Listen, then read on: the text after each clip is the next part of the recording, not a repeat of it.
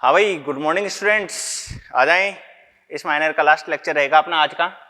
कल अपन ने संयोजी उत्तक पढ़ा था और उसमें जो है वो सघन संयोजी उत्तक तक अपन ने बात कर ली थी। ठीक है, तो कनेक्टिव टिश्यू प्रॉपर अपन ने देखा, डेंस कनेक्टिव टिश्यू देखा। अब स्पेशलाइज्ड कनेक्टिव टिश्यू की बात करते हैं जिसमें तीन चीजें आती हैं, कार्टिलेज, बोन और ब्लड आ जाता है।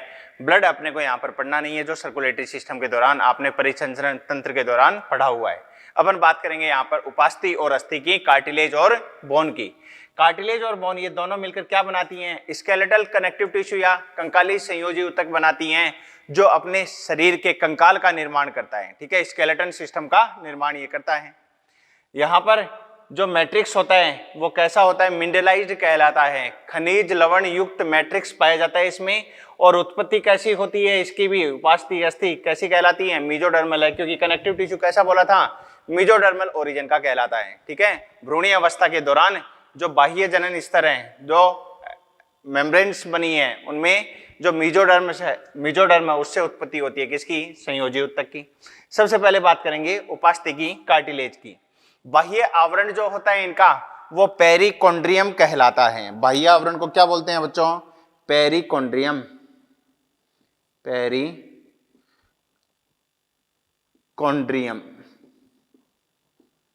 ठीक है, इसका जो अध्ययन है ये क्या कहलाती है? कॉन्ड्रोलॉजी कहलाती है।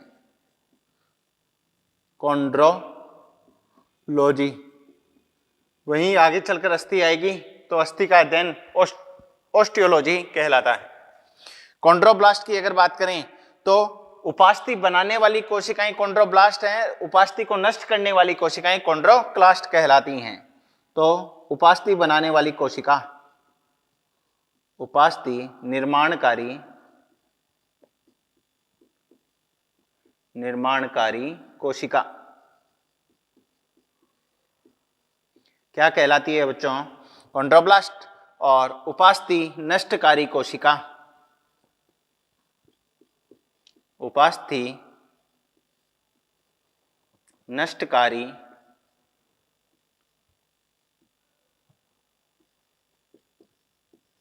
कोशिका, ये क्या कहलाती है? कॉन्ड्रोक्लास्ट। कॉन्ड्रोसाइट्स क्या होती हैं? उपास्थि निर्माणकारी कोशिकाएं जो उपास्थि बनाएंगी, इसका मतलब कॉन्ड्रोब्लास्ट बनाती क्या है? कॉन्ड्रोसाइट बनाती हैं।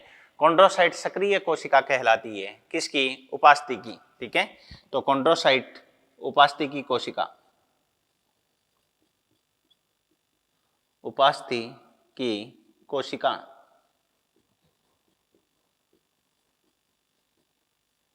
ठीक है, कॉन्ड्रोब्लास्ट ने क्या बना दिया? कॉन्ड्रोसाइट का निर्माण कर दिया। कॉन्ड्रोसाइट जनरली इनएक्टिव होती है, आगे और डिवाइड नहीं होती है, लेकिन इसमें हो सकता है एक डिवीजन या फिर दो डिवीजन हो भी जाए।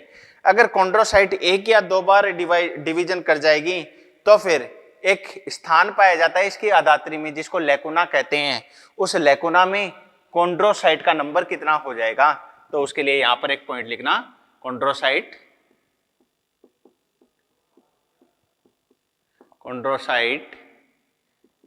सामान्यतः निष्क्रिय होती है, जनरली इनएक्टिव,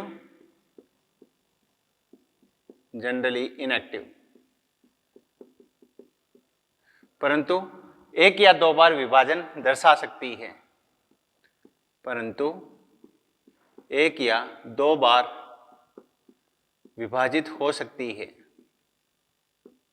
विभाजित हो सकती है। ठीक है बच्चों, ये कॉन्ड्रोसाइट है। एक बार विभाजन दर्शाएगी तो दो कोशिका बन जाएगी, ये तो पहला डिवीजन है। और दोबारा दूसरा डिवीजन और दर्शा गई तो कोशिका कितनी बन जाती हैं? 4 कोशिका बन जाती हैं, ये दूसरा डिवीजन कहला गया। तो जो लेकुना होता है उस लेकुना में 1 से लेकर 4 कॉन्ड्रोसाइट उपस्थित हो सकती हैं। और लेकुना होता क्या है? इनके उपास्थि के मैट्रिक्स में पाया जाने वाला वो स्थल जहां पर क्या उपस्थित होती हैं? कॉन्ड्रोसाइट उपस्थित होती हैं। ठीक है, तो अगर विभाजन नहीं करेगी तो 1 हो जाएगी, और विभाजन दर्शा गई तो 1 से लेकर 4 हो सकती हैं। हो सकता है ये 2 हो जाएं, हो सकता है ये 4 हो जाएं। ठीक है, तो इसका मतलब ये एक या दो बार विभाजित हो सकती हैं। आधात्री इनकी क्या कहलाती है? कॉन्ड्रीन कहलाती है। कॉन्ड्रोम्यूकोप्रोटीन की ये बनी होती है। कॉन्ड्रोम्यूकोप्रोटीन का संगठन क्या कहलाता है? कॉन्ड्रोटिन 6 सल्फेट, ये तो एक लवण हो गया, और इसके अलावा यहाँ पर म्यूकोपॉलीसेकेराइड जो है वो भी उपस्थित होता है। तो ये आधात्री किसकी बनी हुई होती है उसकी बात होगी। आधात्री इस उपास्थि को लचीलापन तथा संपीड़न रोधी बनाती है, कंप्रेशन के लिए रेजिस्टेंट बनाती है। जैसे अपना कर्ण पल्लव है, ईयर पिन्ना, इसको मैं आगे लेकर आया, अब ये यहाँ तक इसी रूप में ही बना रहेगा जब तक मैं इसको पकड़ के रखा हुआ हूँ। जो ही छोड़ दूंगा ये वापस अपनी जगह चला जाएगा। इसे अपन रेजिस्ट टू कंप्रेशन या संपीड़न रोधी कहते हैं। ठीक है, तो ये संपीड़न रोधी प्रकृति इसकी किसके कारण होती है? आधात्री के कारण ही होती है। और वो स्थान जहां कॉन्ड्रोसाइट उपस्थित होती हैं वो स्थान क्या कहलाता है? लेकुना कहलाता है। तो उपास्थि की कोशिकाएं होगी और लेकुना, लेकुना कहाँ लिखेंगे? चलो लेकुना इधर लिख देते हैं ऊपर, लेकुना।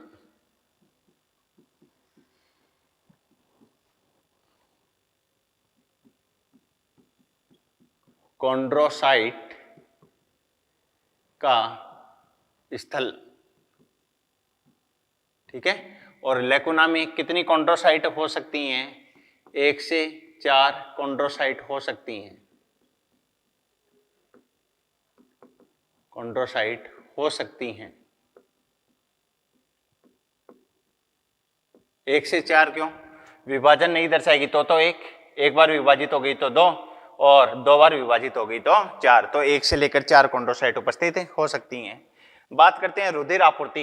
कार्टिलेज में अगर रुधिर आपूर्ति की बात करूं तो पेरिकॉन्ड्रियम जो है उसमें तो रुधिर की आपूर्ति होती है, लेकिन इसकी जो आधात्री होती है उसमें रुधिर की आपूर्ति नहीं होती। इसीलिए अगर चोट कहाँ लग जाए, किसी उपास्थि में लग जाए, तो उसके ठीक होने की संभावनाएं क्या होती हैं? कम होती हैं, या वो धीरे धीरे ठीक होती है। ठीक है, तो हीलिंग पावर उसकी क्या कहलाती है? कम कहलाती है। तो रुधिर आपूर्ति पेरिकॉन्ड्रियम, पेरिकॉन्ड्रियम में तो क्या हो जाएगी? प्रेजेंट है, उपस्थित है। ठीक है, और मैट्रिक्स में बात करें तो मैट्रिक्स में ब्लड की सप्लाई अब्सेंट है, अनुपस्थित है, अनुपस्थित होती है, अब्सेंट होती है। ठीक है, उपास्थि के प्रकार की बात कर लें, 3 प्रकार की ये कहलाती है। कांचाभ उपास्थि, इसको हाइलिन कार्टिलेज कहते हैं। तंतुमयी उपास्थि फाइब्रस कार्टिलेज कहलाती है। कैल्सीकृत उपास्थि कैल्सिफाइड कार्टिलेज कहलाती है। ठीक है, तो कांचाभ को क्या कहा जाता है? हाइलिन कहा जाता है। इसका दूसरा नाम भी याद रखना है आपको, हाइलिन कार्टिलेज के नाम से जानी जाती है। हाइलिन इसलिए कहते हैं कांच के जैसी साफ दिखाई देती है। ठीक है, पारदर्शी कार्टिलेज ये होती है, पेरिकॉन्ड्रियम से ढकी हुई होती है। यहाँ पर पेरिकॉन्ड्रियम पाई जाती है। मैट्रिक्स जो है कांच के समान साफ दिखाई देता है। तंतु रहित कहलाती है, इसमें जो है फाइबर्स नहीं पाए जाते हैं, लेकिन कुछ फाइबर हो सकते हैं। कौन से वाले? कोलेजन उपस्थित हो सकते हैं। ठीक है, भ्रूणीय अवस्था का ज्यादातर जो अंतःकंकाल होता है, एंडोस्केलेटन होता है, वो किसका बना हुआ है? हाइलिन कार्टिलेज का ही बना हुआ है। और जब ये वयस्क के रूप में परिवर्तित होगा तो ये कांचाभ उपास्थि ही किस में परिवर्तित हो जाती है? कैल्सीकृत उपास्थि में परिवर्तित हो जाती है, जो कठोर रूप लेकर, जिसमें कैल्शियम लवण का जमाव होने की वजह से ये अस्थियों का रूप ले लेता है। ठीक है, तो भ्रूणीय अवस्था की अधिकांश अंतःकंकाल कैसा हो गया भैया? कांचाभ हाइलिन उपास्थि का बना हो गया।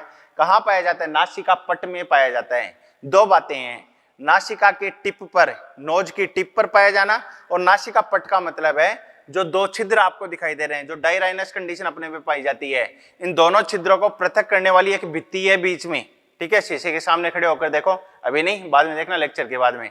बोले बहुत सारे तो इतने प्रैक्टिकल वैज्ञानिक होते हैं, बोले अभी देख के आएंगे, पहले अभी नहीं, बाद में देख लेना। ये क्या कहलाता है? नाक के बीच वाला नासिका पट कहलाता है। इस नासिका पट में कौन सी उपास्थि पाई जाती है? कांचाभ उपास्थि उपस्थित होती है। ट्रेकिया और ब्रोंकाई की सी आकृति की जो रिंग पाई जाती हैं, जो आपने श्वसन तंत्र के दौरान पढ़ा भी होगा, जो इन नलियों को पिचकने से रोकती हैं, वो क्या, कौन सी उपास्थि कहलाती हैं? हाइलिन उपास्थि कहलाती हैं। ऐसे ही आपने रिब्स भी पढ़ी होगी, रेस्पिरेटरी सिस्टम, श्वसन तंत्र के दौरान ही। और जो रिब्स पसलियां पाई जाती हैं, उस पसलियों के 2 भाग कहलाते हैं। एक तो उसका स्टर्नल भाग कहलाता है, जो स्टर्नम से जुड़ता है, उरोस्थि से जुड़ता है, और दूसरा भाग उसका कशेरुका भाग कहलाता है जो वर्टिब्रल कॉलम से जाकर जुड़ता है। तो पसली का जो उरोस्ती भाग होता है, जो छोटा भाग पसली का जो उरोस्ती से आकर जुड़ेगा, वहां पर भी कौन सी पाई जाती है, कांचाभ उपास्थि ही उपस्थित होती है। ऐसे ही जो अपना स्वर यंत्र है लैरिंक्स जो है, उसकी ज्यादातर उपास्थियां कैसी होती हैं, कांचाभ होती हैं, क्योंकि लैरिंक्स की एक कार्टिलेज ऑफ सेंटोरिनी जो है वो कौन सी कहलाती है, तंतुमयी लचीली कहलाती है। सेंटोरिनी की उपास्थि ये लैरिंक्स की ही उपास्थि है, जो किस में आती है, तंतुमयी लचीली में आती है। बाकी अगर मैं बात करूं थायराइड, क्रिकोइड, अरेटिनोइड, ये अरे पढ़ा है ना, श्वसन तंत्र के दौरान लैरिंक्स पढ़ाया गया है। तो थायराइड, क्रिकोइड, अरेटिनोइड ये किस में आती हैं, कांचाभ में आती हैं। चलो यहाँ पर थोड़ा सा नाम लिख देते हैं इनका, थायराइड, क्रिकोइड और अगली हो जाएगी अरेटिनोइड। अरेटिनोइड उपास्थि, ठीक है। ये किस में आती हैं, लैरिंक्स की ज्यादातर उपास्थियां कैसी होती हैं प्रकृति में, कांचाभ प्रकृति की कहलाती हैं। नेक्स्ट आता है तंतुमयी फाइब्रस कार्टिलेज, फाइबर की प्रेजेंस देखी जाएगी यहाँ पर। अब ये श्वेत तंतुमयी हो सकती है या ये पीली हो सकती है, जिसको लचीली तंतुमयी उपास्थि कहा जाता है, ठीक है। श्वेत तंतुमयी की बात करें, पेरिकॉन्ड्रियम नहीं पाया जाता है, ये बात याद रखनी है भैया आपको। पेरिकॉन्ड्रियम कौन सी उपास्थि में नहीं होता है, श्वेत तंतुमयी में पेरिकॉन्ड्रियम नहीं मिलेगा। कोलेजन तंतु यहाँ पर पाए जाते हैं और कोलेजन तंतु के कारण इनको श्वेत तंतुमयी भी कहा गया है। और कोलेजन पाया जा रहा है, इसके कारण ये सबसे मजबूत उपास्थि भी कहलाती है। एक तो होता है कठोर और एक होता है मजबूत। मजबूत को तो स्ट्रॉन्ग कहा जाता है, स्ट्रॉन्गेस्ट कहा जाता है, और जो कठोर है उसको हार्डेस्ट कहा जाता है। तो श्वेत तंतुमयी कैसी बनती है, स्ट्रॉन्गेस्ट कार्टिलेज कहलाती है बॉडी की। ऐसा कहाँ पाया जाता है, प्यूबिक सिम्फाइसिस क्षेत्र पर पाया जाता है। प्यूबिक सिम्फाइसिस आपने कंकाल तंत्र के दौरान पढ़ा भी होगा। जो श्रोणी मेखलाएं होती हैं, उन श्रोणी मेखलाओं में इलियम, इस्चियम, प्यूबिस तीन अस्थियां कहलाती हैं। ये प्यूबिस दोनों श्रोणी मेखला की जो प्यूबिस है वो अग्रभाग की ओर आकर आपस में जुड़ती हैं और यहाँ पर क्या बनाती हैं, एक उपास्थि संधि बनती है, प्यूबिक सिम्फाइसिस इसको कहा जाता है। याद करो, अपन ने प्रसव की क्रिया के दौरान बताया भी था कि लेबर पेन उत्पन्न होता है, प्रसव पीड़ा उत्पन्न होती है। रिलैक्सिन हार्मोन जो है वो जाकर कहाँ क्रिया करेगा, प्यूबिक सिम्फाइसिस पर क्रिया करेगा और यहाँ पाई जाने वाली जो उपास्थि है उसको ढीला बना देगा, जिसके कारण जो प्रसव है वो आसानी से हो जाता है और इस इजी बर्थ हार्मोन के नाम से रिलैक्सिन को जाना जाता है। तो प्यूबिक सिम्फाइसिस में श्वेत तंतुमयी उपास्थि पाई जाती है। ऐसे ही जो अपनी कशेरुका हैं, जो वर्टिब्रा हैं, उन वर्टिब्रा के बीच में जो डिस्क पाई जाती है वो उपास्थि कौन सी है, अंतरा कशेरुकीय डिस्क कौन सी उपास्थि कहलाती है, श्वेत तंतुमयी उपास्थि कहलाती है, व्हाइट फाइब्रस कार्टिलेज कहलाती है। अगली आती है अपनी लचीली उपास्थि, पेरिकॉन्ड्रियम उपस्थित होती है। इलास्टिन तंतु ज्यादा पाए जाते हैं और इलास्टिन तंतु की उपस्थिति के कारण इनमें लचीलापन भी क्या होता है, ज्यादा देखा जाता है। सर्वाधिक लचीलापन किस में देखा जाता है, इसी लचीली तंतुमयी उपास्थि में देखा जाता है। और ऐसा कहाँ देखा जाएगा, नाक की जो छोर होता है, नाक का जो शीर्षस्थ भाग होता है जिसे टिप ऑफ नोज कहा जाता है, ये देखें ये वाला भाग टिप ऑफ नोज, इसको मैं नीचे लाऊंगा, जो ही छोड़ दिया वापस अपनी जगह चला गया। ईयर पिन्ना में कौन सा पाया जाता है, लचीली पाई जाती है, ठीक है। इसको क्या कहा जाता है, लचीली या येलो फाइब्रस कार्टिलेज भी कहा जाता है। कर्ण पल्लव ईयर पिन्ना में हो गया। कर्ण पल्लव के अंदर मध्य कर्ण में गए तो मध्य कर्ण का एक संबंध फेरिक्स से बनेगा और फेरिंक्स से ये संबंध यूस्टेकियन नलिका कहलाता है। यूस्टेकियन नलिका में भी लचीली उपास्थि पाई जाती है। और ऐसे ही जो लैरिंक्स है उसके ऊपर एक ढक्कन जैसी उपास्थि उपस्थित होती है जिसको एपिग्लोटिस कहा जाता है, इसमें भी लचीली उपास्थि हो जाएगी। और सेंटोरिनी की उपास्थि, सेंटोरिनी की उपास्थि किसकी है, लैरिंक्स की ही उपास्थि कहलाती है। लेकिन लैरिंक्स की ज्यादातर उपास्थियां कौन सी होती हैं, कांचाभ हाइलिन प्रकृति की होती हैं। और कार्टिलेज ऑफ सेंटोरिनी कैसी होती है, येलो फाइब्रस कार्टिलेज कहलाती है, लचीली उपास्थि कहलाती है। लास्ट आती है अपनी कैल्सीकृत उपास्थि, कैल्सीफाइड कार्टिलेज के नाम से जानी जाती है। कांचाभ का ही रूपांतरण है, ये जो कांचाभ है उसी का ही रूपांतरण क्या कहलाती है, कैल्सीकृत कहलाती है। अगर कांचाभ उपास्थि में किसका जमाव हो जाए, कैल्शियम लवण का अगर जमाव हो जाता है तो ये क्या कहलाती है भैया, कैल्सीकृत उपास्थि कहलाती है। ये सबसे कठोर उपास्थि कहलाती है। यहाँ पर अब मैं किसकी बात कर रहा हूँ, हार्डेस्ट की बात कर रहा हूँ। स्ट्रॉन्गेस्ट तो कौन सी है, सबसे मजबूत उपास्थि तो कौन सी है भैया, ये वाली कहलाएगी श्वेत तंतुमयी।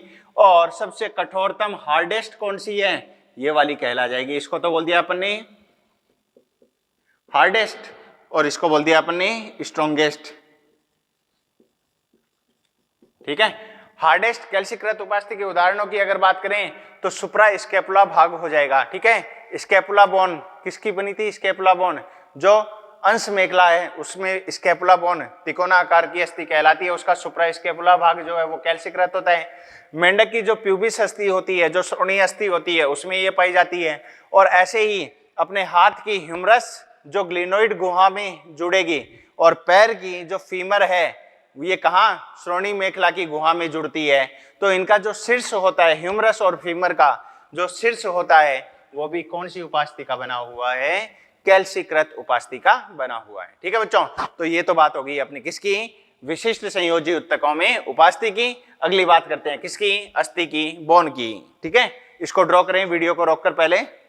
हाँ बच्चों, विशिष्ट संयोजी उत्तक में नेक्स्ट अपन बात करते हैं किसकी? बोन की, अस्थि की। ठीक है, अध्ययन जो है अस्थियों का ये क्या कहलाता है? ऑस्टियोलॉजी कहलाता है। ऑस्टियोलॉजी।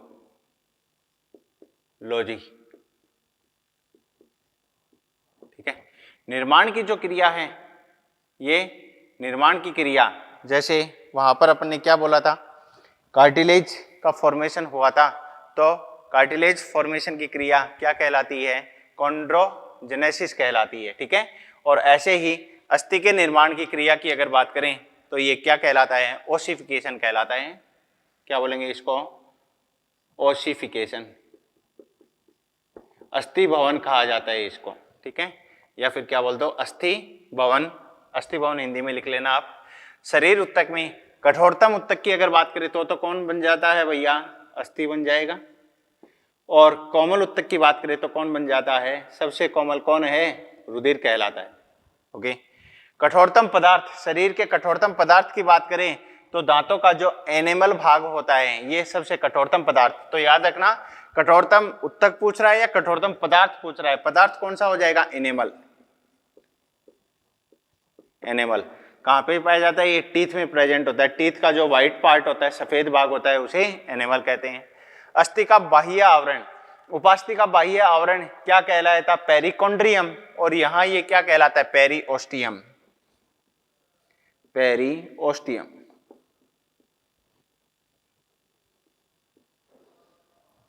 अस्थि निर्माणकारी जो कोशिकाएं होती हैं वहां पर उपास्थि निर्माण की कोशिकाएं कॉन्ड्रोब्लास्ट और उपास्थि को नष्ट करने वाली कोशिकाएं कॉन्ड्रोक्लास्ट।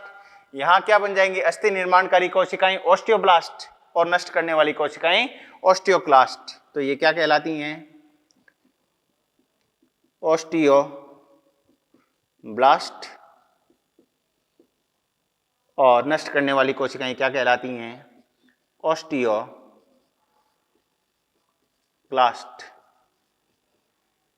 ठीक है बच्चों, नेक्स्ट मैट्रिक्स की अगर बात करें तो अस्थि का जो मैट्रिक्स होता है इसमें अकार्बनिक और कार्बनिक दोनों ही पदार्थ उपस्थित होते हैं।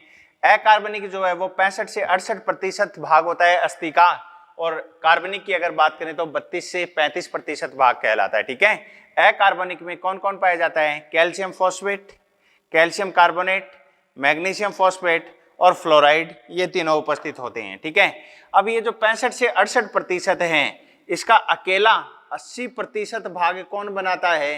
कैल्शियम फॉस्फेट बनाता है, और बाकी का 20% ये तीनों मिलकर बनाते हैं। तो अगर आपसे सवाल पूछे कि अस्थि में कार्बनिक ज्यादा या अकार्बनिक ज्यादा? अकार्बनिक ज्यादा होता है। ठीक है जी। दूसरी बात पूछे अकार्बनिक में कौन सा ज्यादा? तो कैल्शियम फॉस्फेट सर्वाधिक होता है। अकेला 80% कौन होता है? कैल्शियम। अकेला 80% ही कौन होता है? कैल्शियम फॉस्फेट कहलाता है। कार्बनिक पदार्थों की अगर बात करें तो क्या कहा जाता है? इसे ओसिन कहा जाता है। और ओसिन किसका बना हुआ होता है? इसमें कोलेजन तंतु पाए जाते हैं और इसके अलावा म्यूकोपॉलीसैकेराइड भी उपस्थित होते हैं। ठीक है, अस्थि के कार्य की अगर बात की जाए तो शरीर का संरचनात्मक ढांचा कौन बनाता है? ये अस्थियां ही बनाती हैं। दूसरी बात, आंतरिक जो अंग होते हैं कोमल अंग, उनको सुरक्षा प्रदान करने का कार्य अस्थियों का है। शरीर का भार वहन करने का कार्य किसका? अस्थियों का ही कहलाता है। गमन में सहायता कौन करता है? संरचनात्मक ढांचा अस्थियां ही करेंगी। तो इसके फंक्शन बन जाएंगी, कौन कौन से हो गए? लिख देना लाइन से। शरीर का संरचनात्मक संरचनात्मक ढांचा कौन बनाएगा? अस्थियां। नंबर 2, कोमल अंगों की सुरक्षा, कोमल आंतरिक अंगों की सुरक्षा,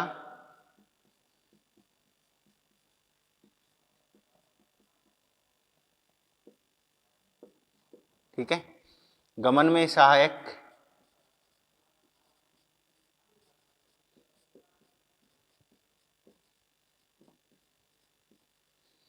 गमन में भी सहायता करता है। शरीर भार वहन करने का कार्य भी करता है।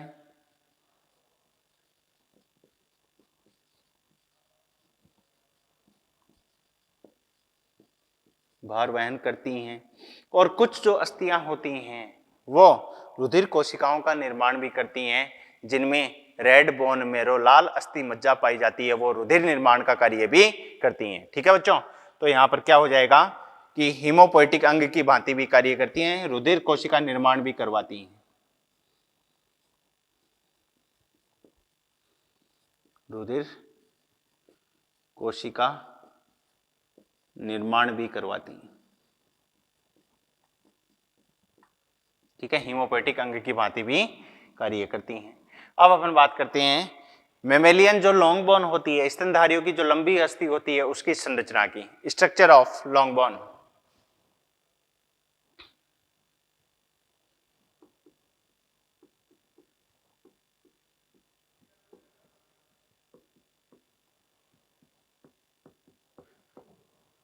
किसकी? मैमल्स की। तो मेमेलियन जो लॉन्ग बोन होती है, इसके 3 भाग कहलाते हैं, एपिफाइसिस, मेटाफाइसिस और डायाफाइसिस। जैसे यहां पर ये अस्थि का एक डायग्राम मैं आपके सामने बना देता हूं।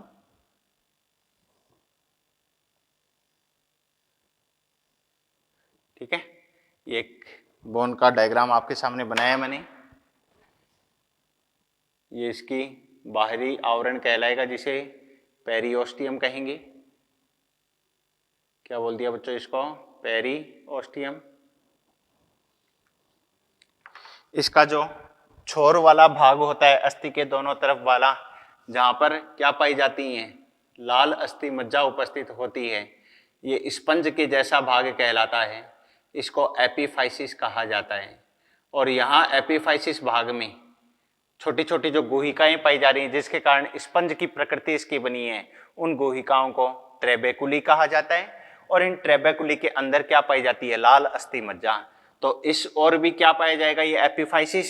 और ऐसे ही एपिफाइसिस इस छोर की तरफ भी पाया जाता है। ठीक है बच्चों, एपिफाइसिस इधर भी एपिफाइसिस है, इधर भी एपिफाइसिस है। अगला जो भाग कहलाएगा अपना, वो अगला भाग कहलाता है मेटाफाइसिस, जिसमें एक प्लेट पाई जाती है जिसका नाम है एपिफाइजियल प्लेट। क्या कहते हैं इसको? एपिफाइजियल प्लेट। पूछा जाता है एपिफाइजियल प्लेट अस्थि के कौन से भाग में पाया जाता है, तो बच्चा क्या सोचता है कि प्लेट में एपिफाइजियल नाम आ रहा है, इसका मतलब एपिफाइसिस में पाया जाएगा, लेकिन ना, वो मेटाफाइसिस में पाया जाता है। एपिफाइजियल प्लेट तब तक पाई जाएगी जब तक एपिफाइजियल प्लेट तब तक उपस्थित रहती है जब तक अस्थि की वृद्धि है। ठीक है, एपिफाइजियल प्लेट अगर नष्ट हो गई तो अस्थि की वृद्धि भी रुक जाती है। इसका मतलब है वयस्क अवस्था में शरीर की ऊंचाई बढ़ना रुक जाती है। किसके कारण ऐसा होता है? इस मेटाफाइसिस में पाए जाने वाले एपिफाइजियल प्लेट के नष्ट हो जाने के कारण ऐसा होता है। और बीच का ये जो भाग कहलाया, लंबा भाग है, इसे शाफ्ट भी कहा जाता है इस अस्थि की, या इसे जो है वो डायाफाइसिस भी कहा जाता है। तो कौन कौन से भाग बन गए? ये तो इसका कौन सा कहला गया? Epiphysis, epiphysis.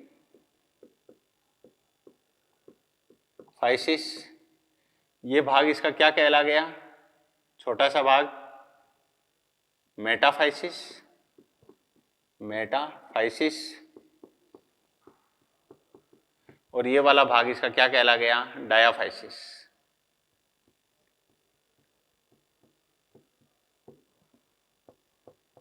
ठीक है, इसमें एपिफाइसिस में जो गुहिकाएं पाई जा रही हैं, ये गुहिकाएं क्या कहलाती हैं? ट्रेबेकुली।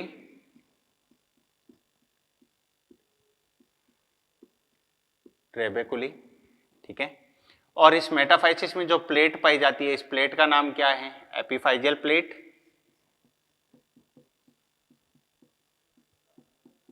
एपिफाइजियल प्लेट। अस्थि का जो आवरण है ये क्या कहलाया? पेरियोस्टियम। ठीक है। जो ट्रेबेकुली हैं उनके अंदर क्या भरा रहता है? लाल अस्थि मज्जा, रेड बोन मेरो, लाल अस्थि मज्जा, जहां पर ब्लड सेल बनती हैं। और ये जो बीच में पाया जा रहा है इसको पीली अस्थि मज्जा, येलो बोन मेरो कहा जाता है। पीली अस्थि मज्जा कहा जाता है। ठीक है। तो इस लंबी अस्थि के कितने छिद्र हो गए? 3 छिद्र हो जाते हैं। ये वाला पार्ट मैं मिटा देता हूं क्योंकि उधर वो लिखना पड़ेगा अपने को कितने छिद्र हैं। वीडियो को रोककर नोट डाउन करें। हाँ भाई किया, ये मिटा देते हैं इधर वाला।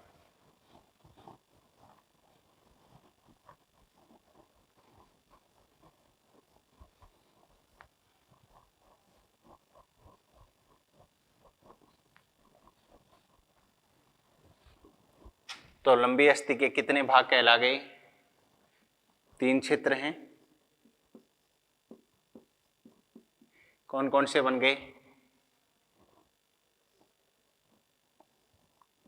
एक तो बन गया एपिफाइसिस,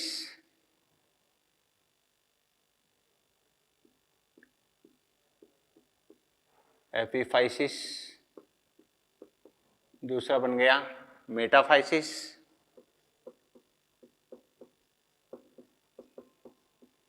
और तीसरा बन गया डायाफाइसिस।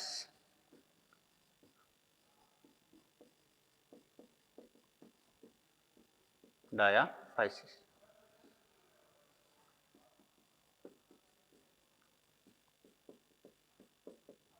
ठीक है बच्चों। एपिफाइसिस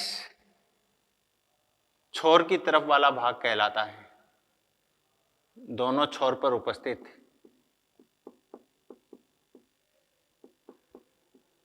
दोनों छोर पर उपस्थित।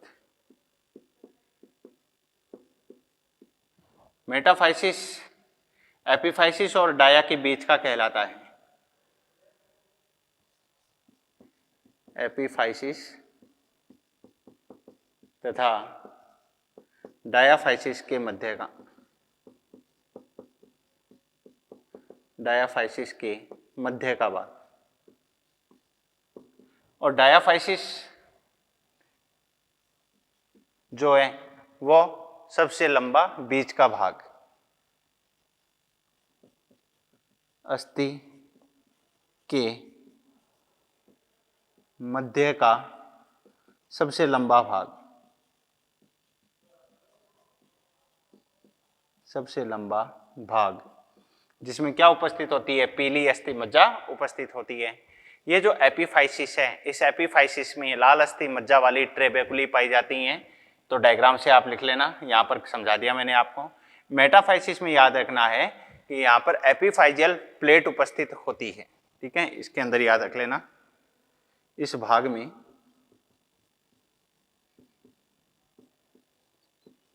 इसी की बात हो रही है। ठीक है, यहाँ पर ये समझ जाओगे आप एपिफाइसिस, ये मेटाफाइसिस की बात हो रही है भैया।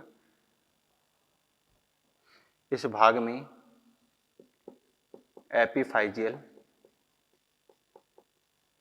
प्लेट उपस्थित होती है।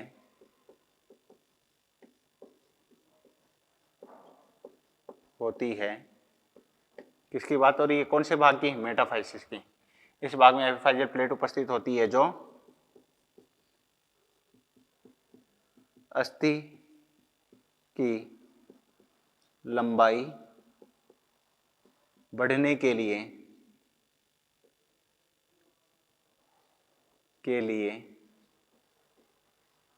उत्तरदायी है।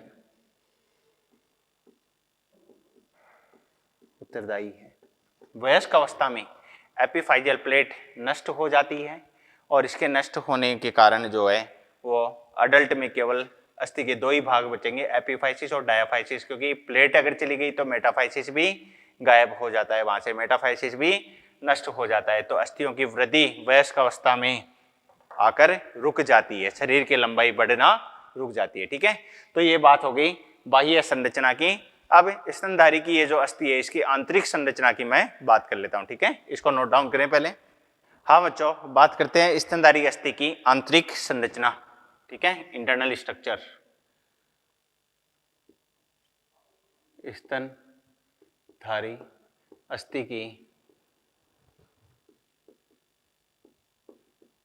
आंतरिक संरचना। आंतरिक संरचना,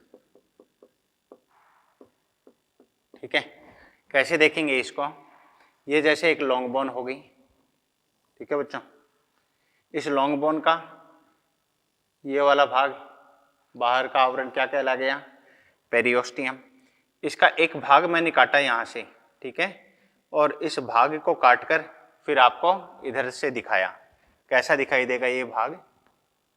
आंतरिक संरचना इसकी कैसी दिखाई देती है, देखें आप, इस प्रकार की दिखाई देगी। ठीक है, अब मैं थोड़ा सा समझा दूं इसको आपको। ये अस्थि है, ठीक है, इस अस्थि का एक टुकड़ा जो है इस प्रकार मैंने क्या किया, अलग किया, और उस टुकड़े को फिर इधर से ना दिखाकर यूं दिखाया आपको।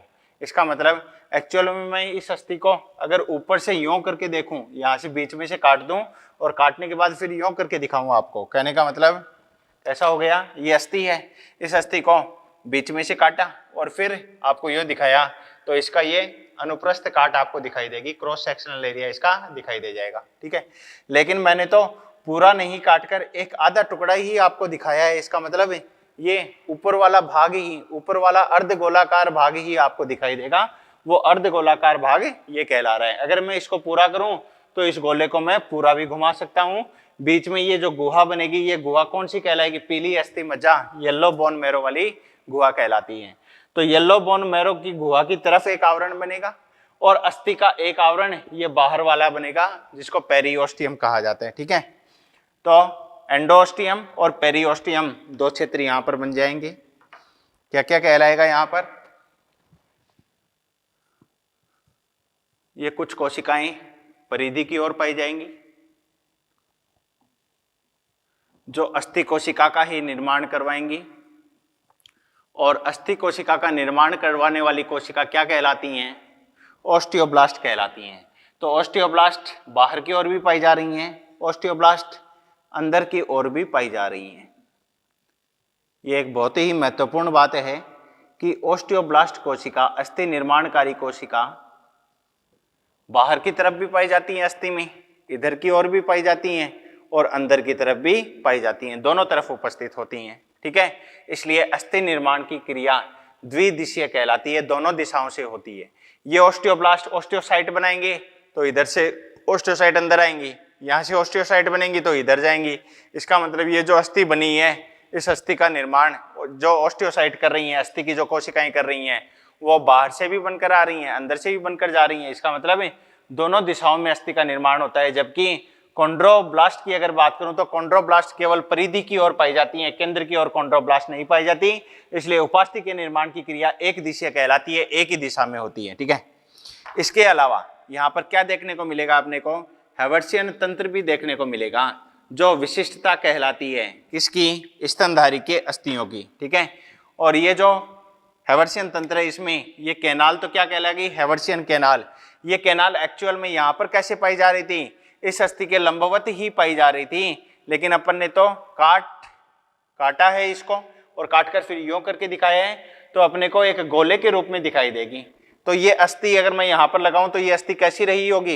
ये तो लंबवत है, ये अस्थि फिर इस प्रकार रही होगी, तो इसकी लंबाई के अलोंग कैनाल रही होंगी। इनको हैवर्सियन कैनाल या हैवर्सियन नाल के नाम से जाना जाता है। इनके बाहर क्या पाई जाती हैं? मैट्रिक्स जो है वो लेमिली के रूप में उपस्थित होता है, पटलिकाएं कहा जाता है इनको। ठीक है, क्या कहलाती हैं बच्चों? पटलिकाएं, या इनको लेमिली के नाम से जाना जाता है। तो अस्थि का मैट्रिक्स किस रूप में व्यवस्थित होता है? लेमिली के रूप में व्यवस्थित रहता है।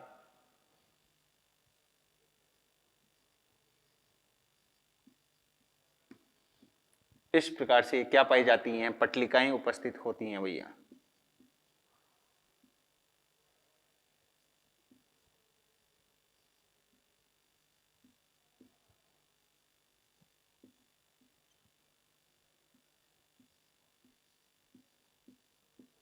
ठीक है, ये जो पट्टिकाएं पाई जा रही हैं, ये जो कैनालिकुली पाई जा रही हैं यहाँ पर, ठीक है, वो सॉरी कैनालिकुली नहीं, इनको क्या बोला है अपने, लैमेली। इन लैमेली के बीच में जो स्थान पाया जाता है इसको लैकुना कहा जाता है, और उस लैकुना में क्या उपस्थित होते हैं, उसमें अस्थि की कोशिकाएं ओस्टियोसाइट उपस्थित होती हैं। ठीक है, तो अस्थि में एक लैकुना में एक ओस्टियोसाइट उपस्थित होती है, जबकि कार्टिलेज की लैकुना में 1 से लेकर 4 कार्टिलेज उपस्थित, 4 कॉन्ड्रोसाइट उपस्थित हो सकती हैं, उपास्थि की कोशिकाएं। तो कुछ पट्टिकाएं तो हैवर्सियन नाल के चारों ओर उपस्थित होती हैं, कुछ पट्टिकाएं जो हैं वो 2 हैवर्सियन तंत्रों के मध्य उपस्थित होती हैं, इनको इंटरस्टिशियल लैमेली कहा जाता है। ठीक है, जैसे इन दोनों के तंत्र के बीच में ये होगी, और ऐसे ही इन दोनों हैवर्सियन सिस्टम के बीच में ये कहला गई। तो इन पट्टिकाओं को क्या कहा जाता है, इनको कहा जाता है भैया इंटरस्टिशियल लैमेली। कुछ लैमेली परिधि की ओर भी पाई जाती हैं, ये वाली क्या कहलाती हैं, सर्कमफेरेंशियल या परिधीय लैमेली। ऐसे ही सर्कमफेरेंशियल लैमेली एंडोस्टियम के पास भी उपस्थित होती है। तो क्या क्या भाग बन गया, ये तो क्या कहला गया, पेरिओस्टियम। पेरिओस्टियम का बाहरी भाग है, इस पूरे को मिलाकर क्या बोलेंगे, पेरिओस्टियम।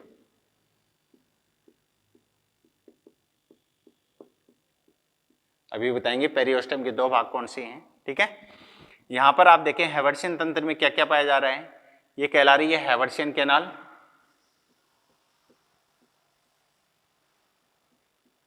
हैवर्सियन कैनाल,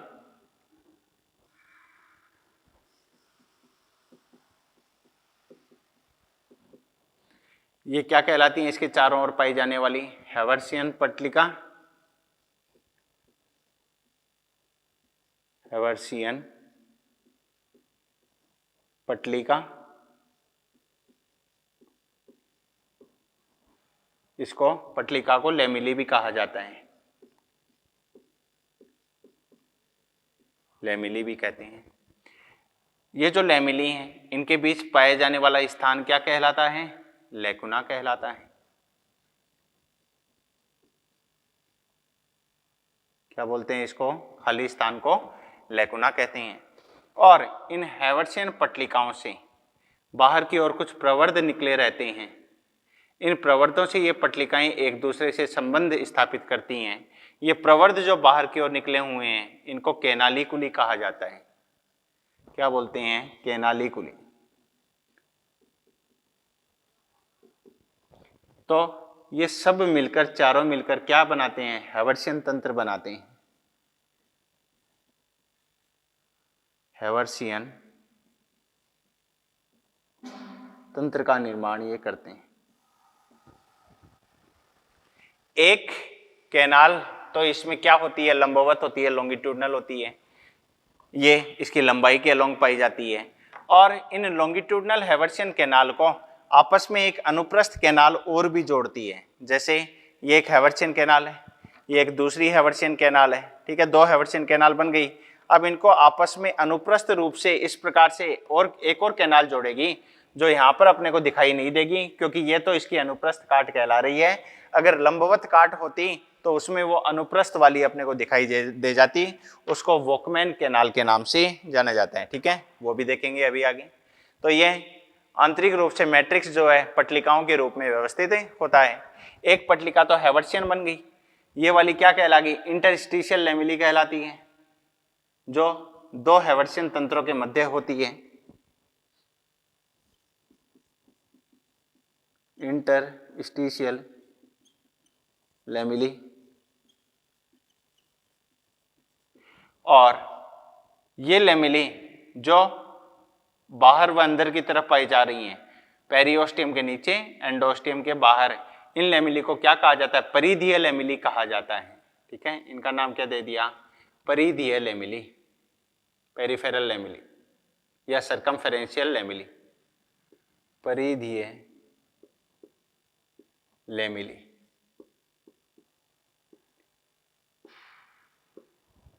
ठीक है बच्चों, तो क्या क्या संरचनाएं बन गई, ये क्या कहला गया, एंडोस्टियम,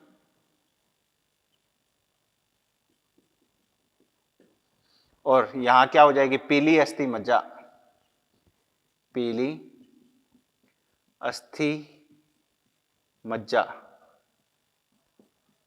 तो लॉन्ग बोन की क्या क्या स्ट्रक्चर बन गई, लंबी अस्थि, लॉन्ग बोन, लॉन्ग बोन में एक तो कहला गया पेरियोस्टियम, पेरियोस्टियम के दो आवरण हैं, एक तो बाहर वाला आवरण कहला जाएगा, ठीक है, आउटर जो है ये तो श्वेत तंतुमयी संयोजी ऊतक का बना होता है, व्हाइट फाइब्रस कनेक्टिव टिश्यू, श्वेत तंतुमयी संयोजी ऊतक, संयोजी ऊतक का बना हुआ होता है, और अंदर की ओर जो होता है वो ओस्टियोब्लास्ट की परत कहलाती है, इनर साइड में क्या हो जाएगी, इनर हो जाएगी ओस्टियोब्लास्ट, ओस्टियोब्लास्ट। क्या काम करेंगी ओस्टियोब्लास्ट, ओस्टियोसाइट का निर्माण करवाएंगी, ओस्टियोसाइट का निर्माण करवाती, ठीक है। इसके बाद क्या आ जाएगा, मैट्रिक्स आ जाएगा, किस रूप में व्यवस्थित है, लैमेली के रूप में व्यवस्थित है, लैमेली के रूप में व्यवस्थित,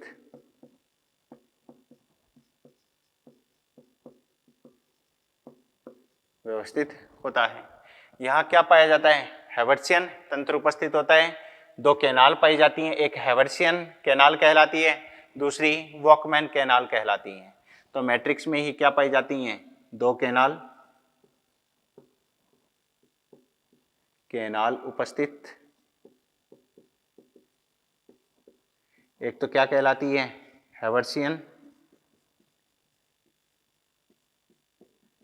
हैवर्सियन कैनाल, और एक क्या कहलाती है, Volkmann canal, Volkmann's canal. Haversian canal तो अस्थि के लंबवत उपस्थित होती है और वॉकमैन कैनाल अनुप्रस्थ कहलाती है, जो दो हैवर्सियन कैनाल को आपस में जोड़ती है। हैवर्सियन कैनाल तो कैसी हो जाएगी, लंबवत हो जाएगी, लंबवत कैनाल कहलाती है, और ये हो जाएगी अनुप्रस्थ, हॉरिजॉन्टल, अनुप्रस्थ कैनाल। क्या काम करती है, दो हैवर्सियन कैनाल को जोड़ती है, दो हैवर्सियन कैनाल को जोड़ती है।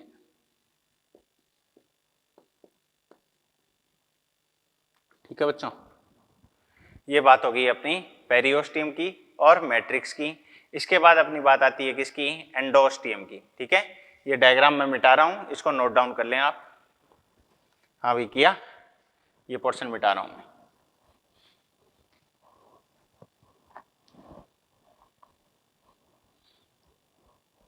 चलो इधर वाला ये पोर्शन मिटा देता हूं, क्योंकि मेरे को तीसरा भाग लिखना है इसका।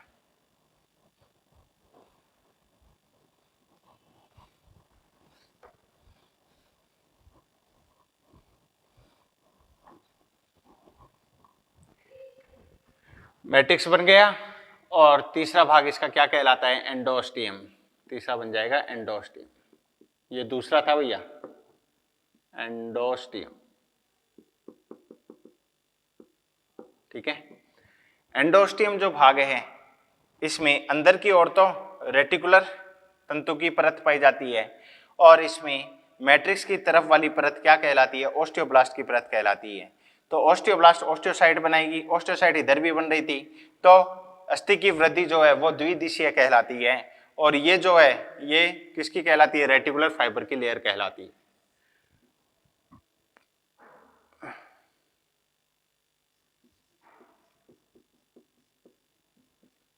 रेटिकुलर तंतु की परत किधर होती है, येलो बोन में, जो पीली अस्थि मज्जा की तरफ, पीली अस्थि मज्जा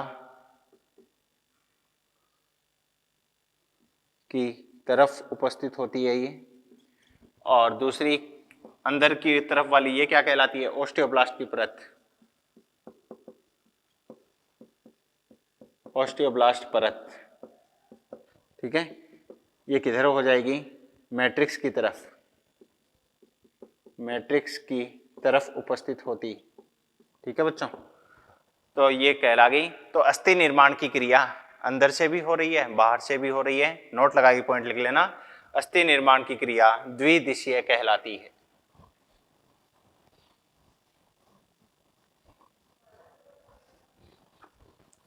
अस्थि निर्माण की क्रिया, नोट लगा के पॉइंट लिखना।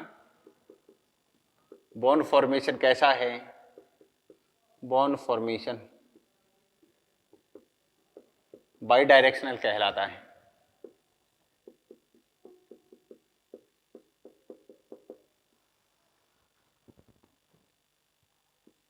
बाई डायरेक्शनल कहलाता है। अब बात करते हैं किसकी, लैमेली की, अस्थि की लैमेली। लैमेली कितने प्रकार की हैं, 3 प्रकार की। एक कहलाती है हैवर्सियन, हैवर्सियन लैमेली। एक कहलाती है इंटरस्टिशियल,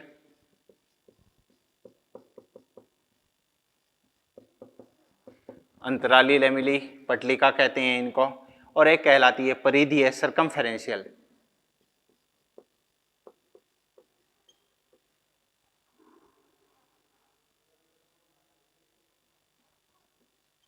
सर्कमफेरेंशियल कह दो या परिधीय कह दो, परिधीय पटलिका।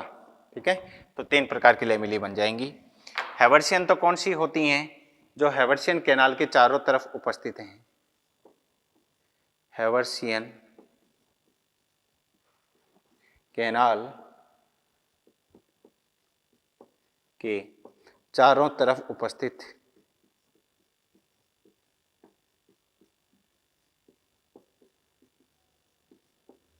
ठीक है, इंटरस्टिशियल कौन सी हैं, 2 हैवर्सियन तंत्रों के मध्य उपस्थित, 2 हैवर्सियन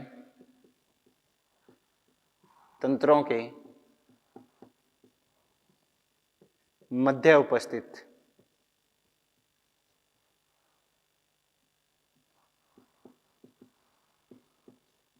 और सर्कमफेरेंशियल 2 प्रकार की हैं, एक बाहर होती है और एक भीतर कहलाती है, अंदर कहलाती है, आंतरिक कहलाती है।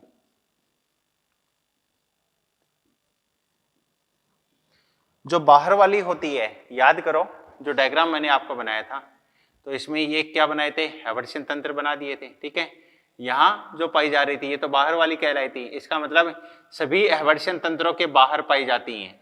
और ये वाली कौन सी कहलाई थी, सर्कमफेरेंशियल परिधीय, जो पीली अस्थि मज्जा के चारों तरफ पाई जाती है। पीली अस्थि मज्जा के चारों तरफ आंतरिक परिधीय कहलाती है, और सभी हैवर्सियन तंत्रों के चारों तरफ बाह्य परिधीय कहलाती है। सभी हैवर्सियन तंत्रों के चारों तरफ, और ये आंतरिक कैसी हो जाएगी, पीली अस्थि मज्जा,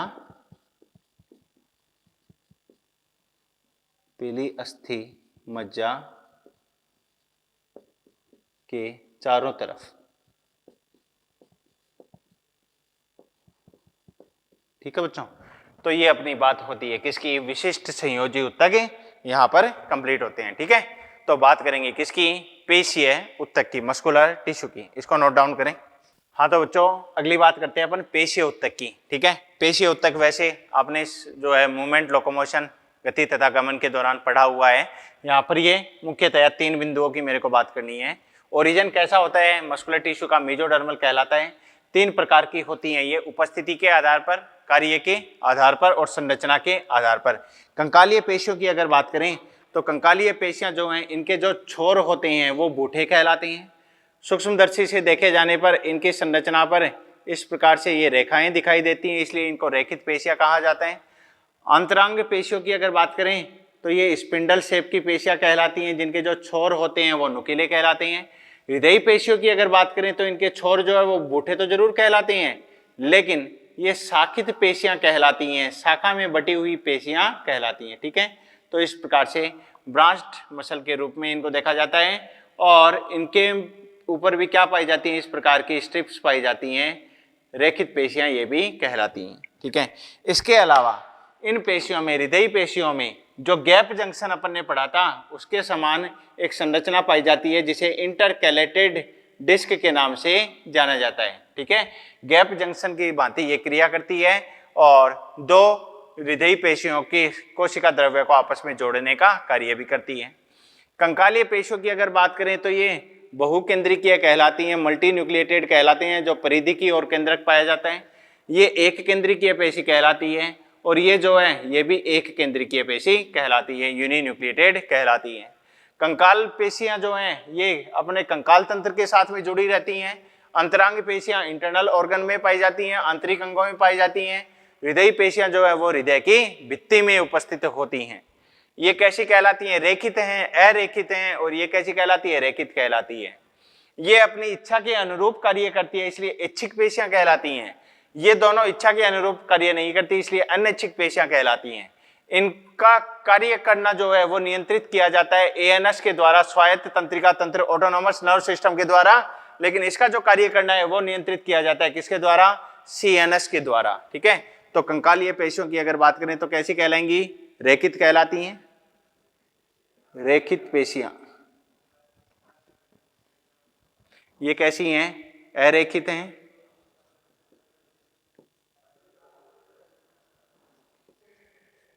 अरेखित पेशियां हैं। ये कैसी कहलाती हैं, ये रेखित कहलाती हैं, ये भी रेखित हैं। ये बहुकेंद्रिकीय हैं, मल्टी न्यूक्लिएटेड।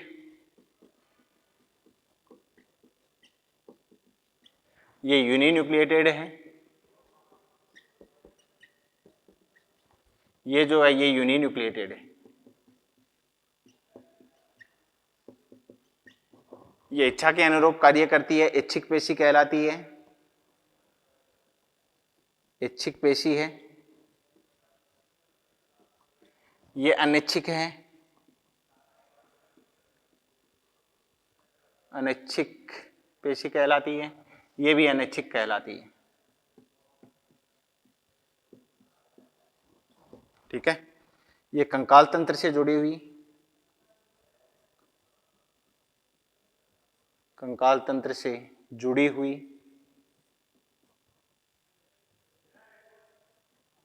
ये आंतरिक अंगों की भित्ति में, आंतरिक अंगों की भित्ति में, और ये हृदय की भित्ति में, हृदय की भित्ति में उपस्थित कहलाती है। ठीक है, इनके छोर कैसे होते हैं, चौड़े छोर या भूठे छोर कहलाते हैं, चौड़े छोर होते हैं। यहां नुकीले छोर कहलाते हैं, नुकीले छोर कहलाते हैं भैया इनके। यहां भी कैसे होते हैं, चौड़े छोर होते हैं।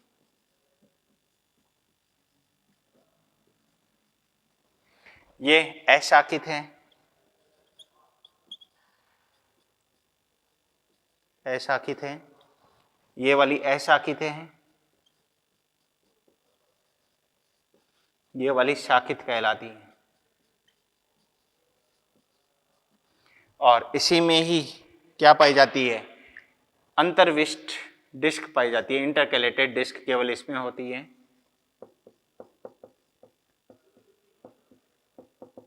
इंटरकैलेटेड डिस्क किसकी भांति काम करती है? अंतराली संधि गैप जंक्शन की भांति कार्य करती है। अगली बात है एकल इकाई पेशी और बहु इकाई पेशी। जो पेशी तंतु होते हैं वो एक ही इकाई के रूप में कार्य करते हैं, एक साथ वो संकुचन दर्शाते हैं, तब तो ये एकल इकाई पेशी कहलाती है। और ये जो पेशी तंतु हैं ये पृथक रूप से, स्वतंत्र रूप से जो है संकुचन दर्शाते हैं, एक साथ संकुचन नहीं होता, ये बहु इकाई पेशी कहलाती है। तो सिंगल यूनिट स्मूथ मसल की अगर बात करें, इनको स्मूथ मसल का प्रकार कहा जाता है। चिकनी पेशियां हैं ये स्मूथ मसल, स्मूथ मसल, ठीक है। स्मूथ मसल के प्रकार हैं। यहाँ पर अंतरांग पेशियों को क्या कहा जाता है? स्मूथ मसल कहा जाता है। तो इसका एग्जाम्पल तो क्या बन जाएगा? मूत्र वाहिनी, मूत्राशय, मूत्राशय तथा आमाशय की पेशी एक साथ संकुचन दर्शाती हैं भैया। और बहु इकाई पेशी में उदाहरण याद रख लेना, ये जो रोम पाए जाते हैं इनकी मूल में, इनकी मूल से जुड़ी हुई, इनकी जड़ों से जुड़ी हुई पेशी हो जाएगी। और बड़ी रुधिर वाहिनियों की भित्ति में जो पेशी पाई जाती है वो बहु इकाई कहलाती है। तो क्या बोलेंगे? रोम की मूल से जुड़ी पेशी। और दूसरा एग्जाम्पल यहां पर बहु इकाई का क्या हो जाएगा? दूसरा एग्जाम्पल बन जाता है बड़ी रुधिर वाहिनियों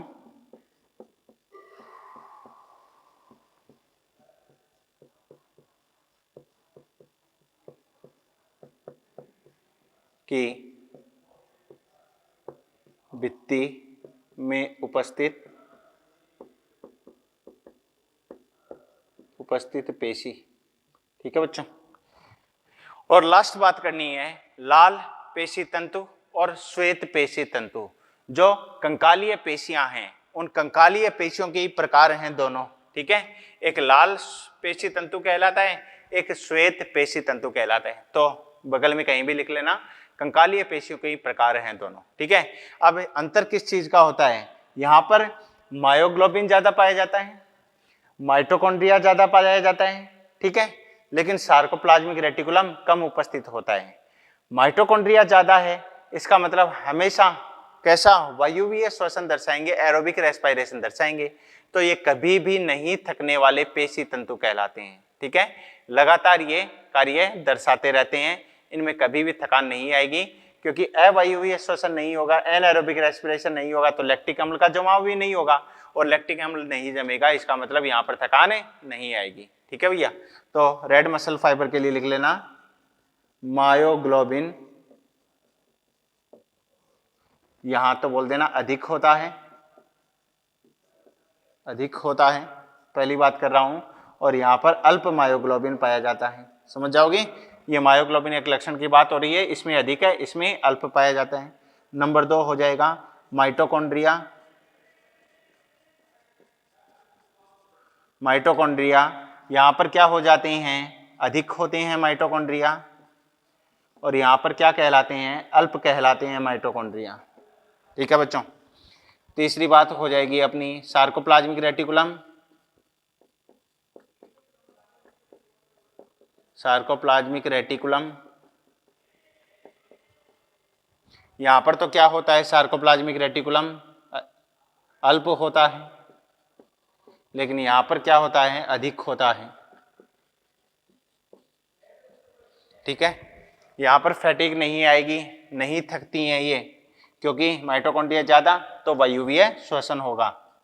थकान अनुपस्थित, थकान अनुपस्थित,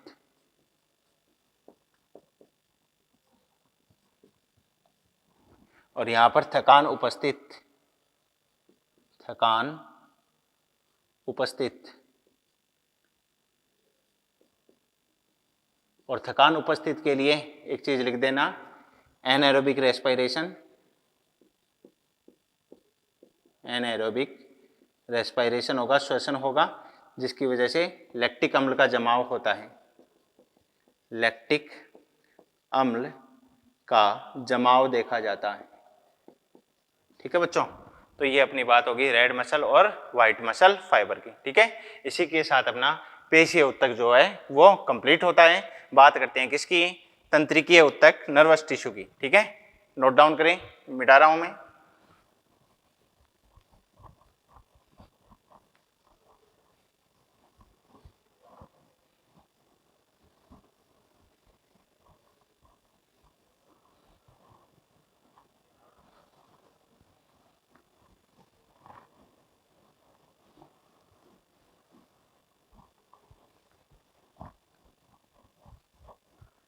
नर्वस टिश्यू में तंत्रिका की संरचना आपने पढ़ी हुई है, तंत्रिकाओं के प्रकार आपने पढ़े हुए हैं। ठीक है, एपोलर, एक ध्रुवीय, द्विध्रुवीय, कौन कौन सी होती हैं। ठीक है, सब कुछ पढ़ा हुआ है, केवल 2-4 बिंदु हैं वो देख लें आप। ठीक है, नर्वस टिश्यू,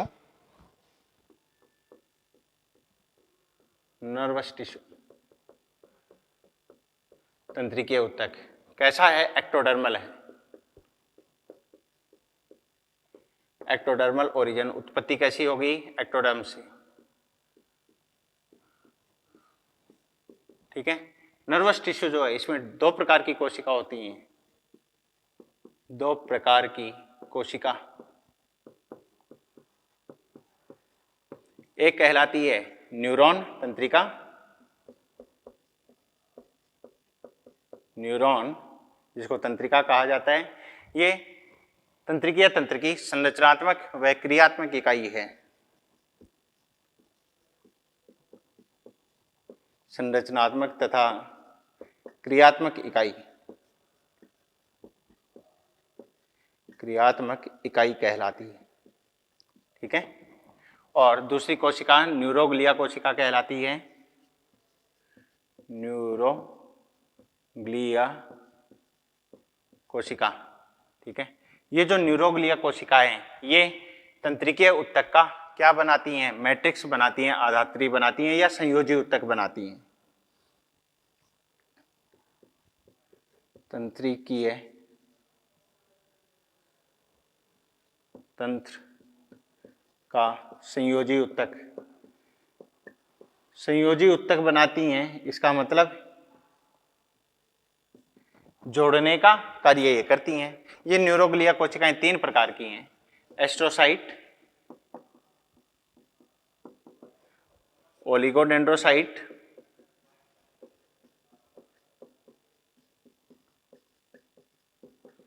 और तीसरी कौन सी कहलाती है, माइक्रोग्लिया। ठीक है, एस्ट्रोसाइट स्टार शेप, तारे के समान होती है, स्टार शेप, जिसके प्रवर्ध लंबे होते हैं, लंबे प्रवर्ध। ठीक है, ओलिगोडेंड्रोसाइट ये एस्ट्रोसाइट के समान ही होती है, एस्ट्रोसाइट के समान ही होती है, और प्रवर्ध कैसे होते हैं, छोटे होते हैं, छोटे प्रवर्ध कहलाते हैं। ठीक है, माइक्रोग्लिया यहाँ की भक्षक कोशिकाएं फैगोसिटिक सेल कहलाती हैं। तंत्रिका तंत्र की भक्षक कोशिका, भक्षक कोशिका। ठीक है, ओलिगोडेंड्रोसाइट, इसके लिए याद रख लेना कि जो तंत्रिका का एक्सोन भाग होता है, तंत्रिका के 3 भाग होते हैं ना, साइटोन होता है, एक्सोन होता है, डेंड्राइट कहलाता है। तो परिधीय तंत्रिका तंत्र, पेरिफेरल नर्व सिस्टम में तो एक्सोन के बाहर माइलिन शीट का निर्माण श्वान कोशिका करवाती है, लेकिन केंद्रीय तंत्रिका तंत्र में इस माइलिन शीट का निर्माण कौन करवाता है, ओलिगोडेंड्रोसाइट करवाता है। ठीक है, तो याद रखना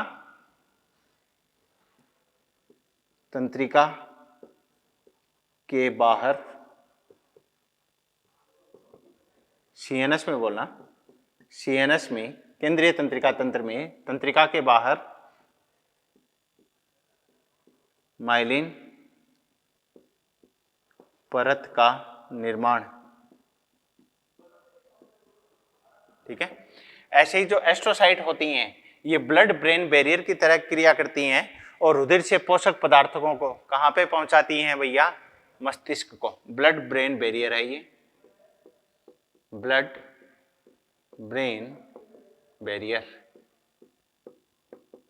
ठीक है बच्चों, तो ये अपने एक नर्वस टिश्यू जो है, तंत्रिका उत्तक जो है, उसके वर्गीकरण की बात कर ली।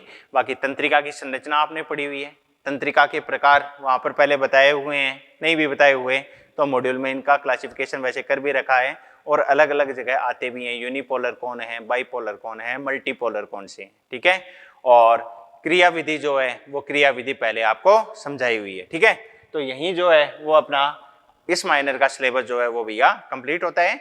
और आज के माइनर के साथ ही आपको एक न्यूमेरिकल पोर्शन का जो है कुछ एक छांट के न्यूमेरिकल मैंने आपको करवाए हैं, जहां पर आप अटक सकते हो, तो वो न्यूमेरिकल पोर्शन भी आप जरूर देख लें, ठीक है बच्चों। Okay, thank you. हाँ बच्चों, अब कुछ मॉड्यूल के क्वेश्चन है जहां पर आपको प्रॉब्लम आ सकती है, उन क्वेश्चन को अपन देख लेते हैं, ठीक है। तो आ जाए, सबसे पहले तो एम्ब्रियोनिक डेवलपमेंट जो है उसकी बात करेंगे अपन। पहले भी करवा दिए थे कुछ क्वेश्चन आपको मैंने। आप एम्ब्रियोनिक डेवलपमेंट, भ्रूणीय परिवर्तन जो है, इसमें ओपन कर लें स्टेज 1, ठीक है। पेज नंबर अभी बता देते हैं क्वेश्चन के साथ आपको। पेज नंबर ओपन कर लें 2.38, ठीक है, क्योंकि पहला जो चैप्टर है वो तो अपन ने करवा ही दिया। पेज हो जाएगा 2.38, ठीक है। और इस 2.38 पे क्वेश्चन नंबर देखें 39, स्टेज 1 का क्वेश्चन नंबर 39 है। कह रहा है कि ब्लास्टोपोर किसका छिद्र कहलाता है। तो गैस्ट्रुला जो स्टेज होती है, उस गैस्ट्रुला स्टेज के दौरान इस प्रकार की संरचना बनेगी, इनवेजिनेशन होगा, अंतर्वलन होगा। और ये जो संरचना है ये तो क्या बनाती है, एक्टोडर्म, एक्टोडर्म बनाती है। ये क्या बनती है, एंडोडर्म। और जो तीसरी लेयर बनेगी वो तीसरी लेयर क्या कहलाएगी, मीजोडर्म, मीजोडर्म। स्टेज कौन सी है, गैस्ट्रुला। कैविटी का नाम क्या है, आर्केंटिरॉन।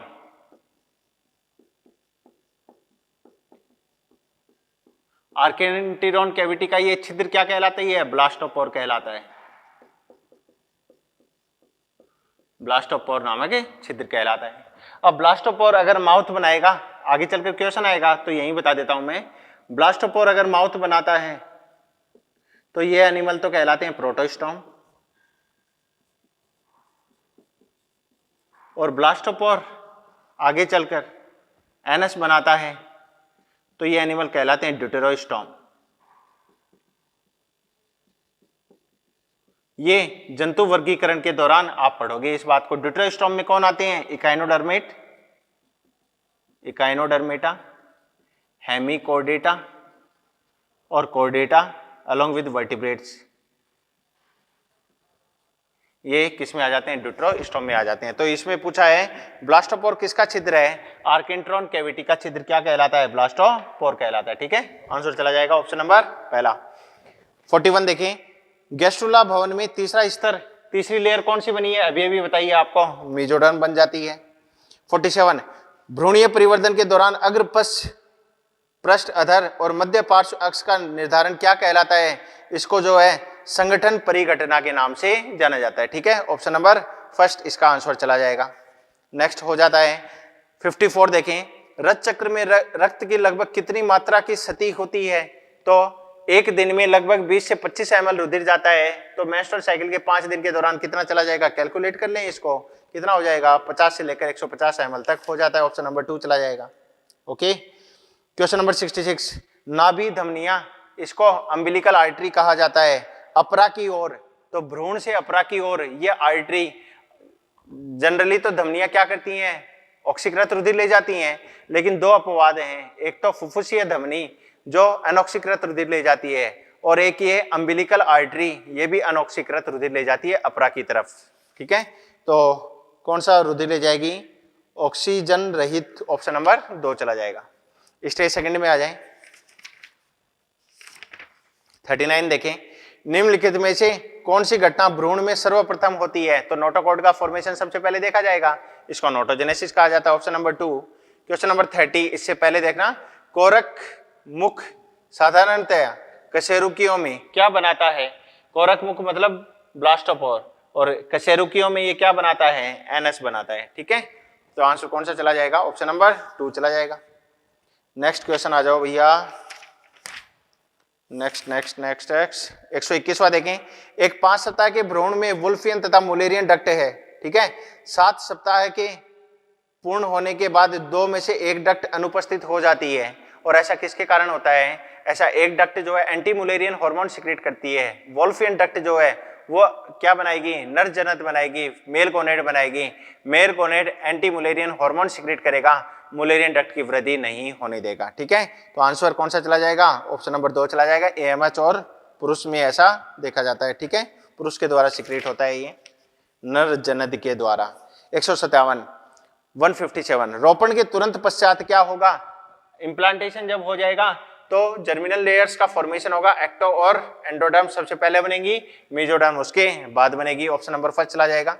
158 जीआईएफटी की तुलना में जेडआईएफटी अधिक लाभदायक क्यों है? क्योंकि जाइगोट इंट्राफैलोपियन ट्रांसफर में क्या हो गया है? क्या निश्चित हो गया है कि निषेचन कंप्लीट हो चुका है, इसलिए ये अधिक लाभदायक है। निषेचन सुनिश्चित हो जाना। ऑप्शन नंबर 2 चला जाएगा। 161 एमनियोसेंटेसिस पर कानूनी रोक है, क्यों? क्योंकि इसे गैर कानूनी रूप से लिंग निर्धारण के लिए काम में लिया जाता है। तो ऑप्शन नंबर 3 चला जाएगा इसका। 163 एमटीपी के संबंध में निम्नलिखित कथन दिए गए हैं, नीचे दिए गए विकल्पों में से सही का चयन कीजिए। पहला है एमटीपी सामान्यतः प्रथम तिमाही में कराने की सलाह दी जाती है। बिल्कुल सही बात है और अपने को सही चुनना है। एमटीपी का उपयोग एक गर्भ निरोधक विधि के रूप में नहीं, गलत बात है। कॉन्ट्रासेप्टिव मेथड नहीं है ये। एमटीपी का सदैव शल्य क्रिया द्वारा ठीक की जाती है। शल्य क्रिया द्वारा, सर्जरी के द्वारा इसको एमटीपी को करवाया जाता है। जरूरी नहीं है, इसको दवाओं की सहायता से, मेडिसिन की सहायता से भी करवाया जा सकता है।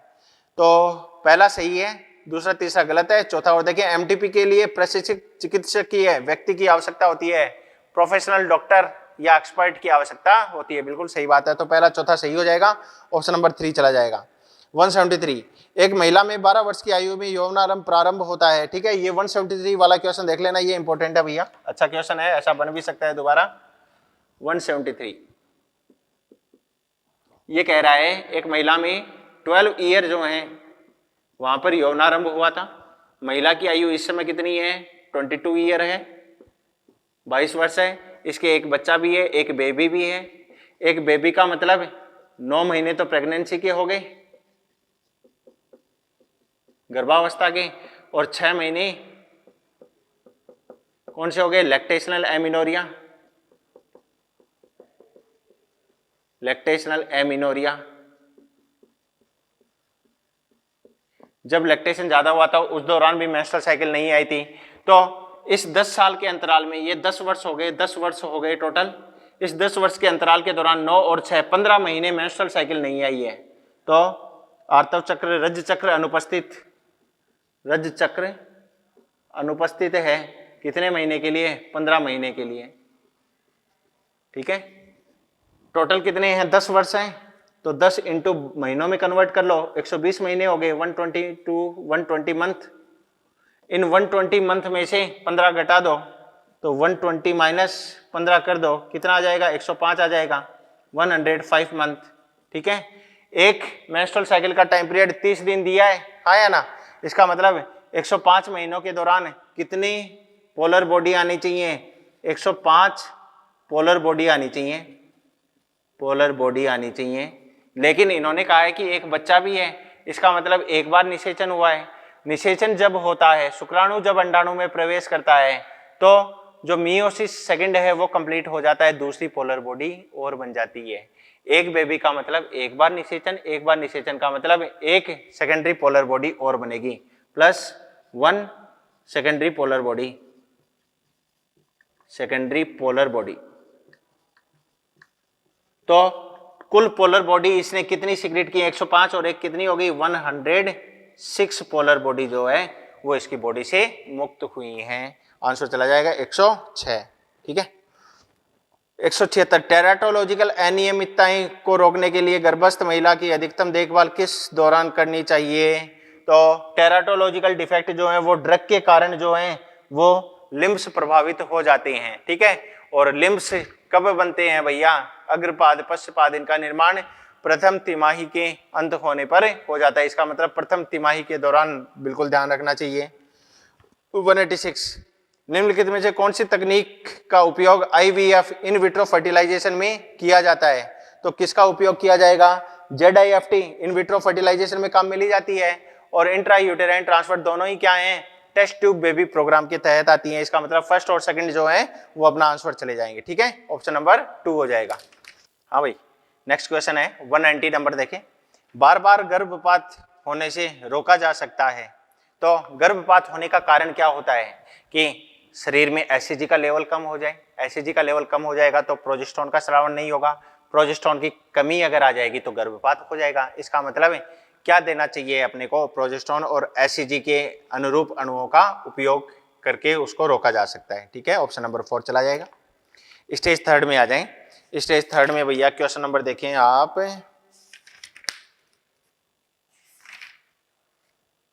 क्वेश्चन नंबर 86 देखें। मनुष्य में कौन सा भाग जन्म से वयस्क अवस्था तक सबसे कम वजन ग्रहण करता है? तो ऐसा मस्तिष्क में देखा जाता है। बाकी पेशियों में तो काफी वजन बढ़ता है, कंकाल तंत्र अस्थियों का वजन भी बढ़ता है, वसा का संग्रहण भी ज्यादा होता है। तो मस्तिष्क में जो है वो 1200-1300 ग्राम तक जो है इसका वजन हो जाता है। 91 देखें। प्रचुरोद्भवन प्रावस्था में क्षतिग्रस्त एंडोमेट्रियम। तो अपने को पता है कि ब्लीडिंग फेज के दौरान जो है एंडोमेट्रियम झड़ी थी, उसके बाद प्रचुरोद्भवन प्रोलिफरेटिव स्टेज आती है, FSH का लेवल बढ़ता है, उस दौरान एस्ट्रोजन का सिक्रीशन होता है। एस्ट्रोजन एंडोमेट्रियम पर क्रिया करता है और उसकी जो क्षति हुई थी उसको वापस ठीक करने का काम करता है। तो पुनर्निर्मित करने का काम कौन करेगा? एस्ट्रोजन कर जाएगा। 101 देखें। निम्नलिखित कथनों को पढ़ें। सहेली CDRI लखनऊ द्वारा विकसित स्टेरॉइड गोली है। सही बात है भैया, अपने को सही पूछ रहा है। दूसरा है संयुक्त गोलियां आर्तव चक्र के शुरू होने के बाद 5वें दिन से 21वें दिन तक। ना, ये जो है संयुक्त गोलियां नहीं, ये मिनी पिल्स की डेफिनेशन है। ठीक है, सहेली मिनी पिल्स में आती है, तो बी गलत हो जाएगा। सी है अंतस्थ विधि 2 बच्चों के मध्य अंतराल रखने के लिए। ना, अंतस्थ विधि तो तब काम में ली जाती है जब इनको और बच्चों की आवश्यकता ही नहीं है। टर्मिनल मेथड, ट्यूबेक्टोमी, वेसेक्टोमी याद करो। तो आंसर कौन सा चला जाएगा? ये भी गलत हो गया, बी भी गलत है, सी भी गलत है, डी हो जाएगा। औषधि रहित IUD गर्भाशय में शुक्राणुओं के भक्षण को प्रेरित करता है। ये बात सही हो जाएगा। इसका मतलब 2 स्टेटमेंट क्या हो गए? अपने करेक्ट हो गए। तो 101 का आंसर चला गया। कौन सा भैया? पहला ऑप्शन। ठीक है, अब स्टेज 4 जो है वो स्टेज 4 आपको बताया ही हुआ है। कहाँ से देखनी है? CLC सीकर का यूट्यूब चैनल रहेगा। उस CLC सीकर के यूट्यूब चैनल से आपको प्रीवियस ईयर के वीडियो सॉल्यूशन आपको प्रोवाइड करवाए गए हैं। 2013 से लेकर 2019 के नीट के प्रीवियस ईयर वीडियो सॉल्यूशन आपको टॉपिक वाइज वहां पर प्रोवाइड करवाए गए हैं, फिजिक्स, केमिस्ट्री और बायोलॉजी के सेपरेट रूप से। ठीक है बच्चों, तो ये तो बात होगी अपनी किसकी? ह्यूमन रिप्रोडक्टिव सिस्टम की। अब अपन बात करते हैं किसकी? हिस्टोलॉजी की। ठीक है, तो प्राणियों में संरचनात्मक संगठन जो है उसके क्वेश्चन अपन और देख लेते हैं। हाँ, तो प्राणियों में संरचनात्मक संगठन, इसके क्वेश्चन और देख लेते हैं। मॉड्यूल ओपन कर ले फटाफट। स्टेज नंबर 1 देखें। ठीक है, स्टेज 1 पेज नंबर 2.39। अरे मॉड्यूल नंबर कौन सा है? दूसरा। उस रिप्रोडक्शन वाले में नहीं देखना, ये देखो मॉड्यूल नंबर 2 रहेगा इसका। ठीक है, तो इसमें ऑप्शन नंबर 2 देखें। क्वेश्चन नंबर 2, इस क्वेश्चन नंबर 2 में आधारी कला बनी होती है किसकी? जो बेसमेंट मेम्ब्रेन है वो किसके सिक्रीशन से बनती है भैया? उपकला कोशिकाएं जो हैं उसी के सिक्रीशन से बनती है। ऑप्शन नंबर फर्स्ट आंसर चला जाएगा। क्वेश्चन नंबर 9, उन स्थानों को पहचानिए जहां संयुक्त उपकला जो है वो पाई जाती है। तो संयुक्त उपकला वहां पाई जाएगी जहां पर मैकेनिकल और केमिकल स्ट्रेस से अपने को बचाना होगा। और ऐसा कहां देखने को मिलता है? त्वचा की सतह पर ऐसा होता है, मुख हुआ की आधे सतह पर ऐसा होता है, और इसके अलावा फेरिंक्स जो है, ग्रसनी जो है, वहां पर ये पाई जाती है। तो ऑप्शन नंबर 2 चला जाएगा। स्तन ग्रंथियां किसका रूपांतरण कहलाती हैं? स्वेट ग्लैंड का, श्वेत ग्रंथियों का रूपांतरण कहलाती हैं। क्वेश्चन नंबर 18, लिगामेंट क्या होता है भैया? तो लिगामेंट जो है ये रूपांतरित पित्त इलास्टिक तंतुमयी उत्तक कहलाता है। मॉडिफाइड जो है वो फाइब्रस इलास्टिक टिश्यू के रूप में इसको जाना जाता है। और आपने देखा भी था इसको डेंस कनेक्टिव टिश्यू के दौरान जो है रज्जु के रूप में ये पाया जा रहा था, कोर्ड के रूप में ये पाया जा रहा था। क्वेश्चन नंबर 23, शरीर में सबसे कठोर पदार्थ पूछ लिया, उत्तक अगर पूछता तो अस्थि हो जाता, पदार्थ पूछ लिया तो एनिमल हो जाएगा। सबसे कोमल उत्तक कौन सा हो जाएगा? रुधिर हो जाएगा। ऑप्शन नंबर 3 चला जाता है इसका आंसर। क्वेश्चन नंबर 36 देखें, वे पेशियां जिसमें थकान नहीं होती, तो ऐसी पेशियां कौन सी होती हैं? हृदय पेशियां कहलाती हैं जिसमें माइटोकॉन्ड्रिया की संख्या ज्यादा होती है। माइटोकॉन्ड्रिया की संख्या ज्यादा है, इसका मतलब वायुवीय श्वसन ही करेंगी, ये एरोबिक रेस्पिरेशन कहलाएगा। एरोबिक रेस्पिरेशन अगर होगा तो लैक्टिक एसिड नहीं बनेगा, और लैक्टिक एसिड नहीं बनेगा तो थकान भी नहीं आएगी। अरे बोलो बोलो बोलो। हाँ, तो चले आगे। नेक्स्ट 48 रहेगा। प्रत्येक अंत्य संधि पाई जाती है। तो मोटर एंड प्लेट की ये बात कर रहे हैं, ये आपने मूवमेंट एंड लोकोमोशन के दौरान पढ़ा भी होगा। एक तंत्रिका के जो टिलोडेंड्रिया हैं वहां से एसिटाइल कोलिन मुक्त होता है और पेशी के सार्कोप्लाज्म जो है, सार्कोलेमा जो है, उसके ऊपर वो फैल जाता है। तो तंत्रिका और पेशी के बीच में ये जो संधि बन रही है ये क्या कहलाती है? मोटर एंड प्लेट कहलाती है। तो तंत्रिका तथा रेखित पेशियों के मध्य ऐसा देखा जाता है। ऑप्शन नंबर फर्स्ट चला जाएगा। स्टेज सेकंड आ जाए। क्वेश्चन नंबर 3 देखें। डायग्राम दिया हुआ है, एनसीईआरटी का ही डायग्राम है। थ्योरी के दौरान मैंने भी बताया था इन दोनों डायग्राम को आपको जो है कॉपी में बनाना भी है। पहला डायग्राम तो किसका? गॉबलेट कोशिका का बताया हुआ है। दूसरा डायग्राम किसका? सलाइवरी ग्लैंड का बताया हुआ है। पहला डायग्राम एक कोशिकीय ग्रंथि के रूप में जानी जाती है और ये मल्टी सेलुलर ग्लैंड के रूप में जानी जाती है। तो आहार नाल की ए ग्रंथि म्यूकस का श्रावण करती है, गॉबलेट सेल, सही बात है, जबकि बी ग्रंथि लार का श्रावण करती है, salivary gland. Option number 2 correct answer चला जाएगा इसका। अरे इजी इजी इजी। 36 देखें। ढीले संयोजी उत्तक के संदर्भ में कौन सा कथन संबंधित नहीं है? यह प्राय उपकला उत्तक को आधार प्रदान करता है। बिल्कुल ठीक बात है, ठीक है। तो एपिथेलियल टिश्यू को बेस प्रोवाइड करवाएगा ढीला संयोजी उत्तक। नेक्स्ट है, इसमें फाइब्रोब्लास्ट, मैक्रोफेज और मास्ट कोशिकाएं भी पाई जाती हैं, ये बात भी सही है।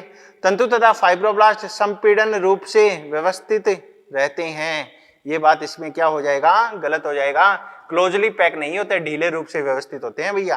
तो 36 का थर्ड आंसर चला जाएगा, यही रॉन्ग है इसमें। नेक्स्ट हो जाएगा 62। हेवर्सियन नाल पाई जाती है। तो स्तनधारियों की जो लंबी अस्थियां होती हैं वहां पर हेवर्सियन कैनाल पाई जाती है और ऐसा किस में देखा जाता है? ह्यूमरस में देखा जाता है। तो पहला हो जाएगा आंसर ह्यूमरस, क्योंकि प्यूबिक, स्कैपुला और क्लेविकल ये छोटी अस्थियां कहलाती हैं, इनमें नहीं पाई जाएगी हेवर्सियन कैनाल। 73 देखें। एक चोट के दौरान नासापट क्षतिग्रस्त हो गया है। नासापट मैंने दोनों बताया था, नोज की टिप कह दे या नेजल सेप्टा कह दे। नेजल सेप्टा में हाइलिन पाई जाती है, कांचाभ उपास्थि उपस्थित होती है। तो ऑप्शन नंबर 2 चला जाएगा इसका। 76। निम्न में से किसमें अतिरिक्त कोशिकीय पदार्थ की अधिकतम मात्रा पाई जाती है? तो सबसे ज्यादा कोशिकीय पदार्थ, अतिरिक्त कोशिकीय पदार्थ, या इसको जो है एक्स्ट्रा सेलुलर मटेरियल भी कहा जाता है, सेल के बाहर प्रेजेंट होता है, कोशिकाओं के बीच में ये पाया जाता है। और सर्वाधिक मैट्रिक्स कहाँ उपस्थित होता है? ढीले संयोजी उत्तक। ढीले में भी सबसे ढीला कौन सा है? एरियोलर हो जाएगा, वायुवी है, ठीक है। Option number 2। 79 है। 79 क्वेश्चन में कह रहा है कि 4 स्वस्थ व्यक्ति हैं, इनकी कोई चोट लग गई है, तो कौन सी कोशिका जो है उसका प्रतिस्थापन जो है वो सबसे कम होगा? तो ऐसा किस में होता है? न्यूरॉन के केस में ऐसा अपन ने देखा था कि जन्म के पश्चात जो है न्यूरॉन में क्या नहीं हो सकता? कोशिका विभाजन नहीं हो सकता, क्योंकि तंत्रिकाओं में क्या नहीं पाया जाता है? सेंट्रोसोम नहीं पाया जाता है, इसलिए विभाजन की क्षमता भी नहीं होती। तो ऑप्शन नंबर 2 चला जाएगा इसका।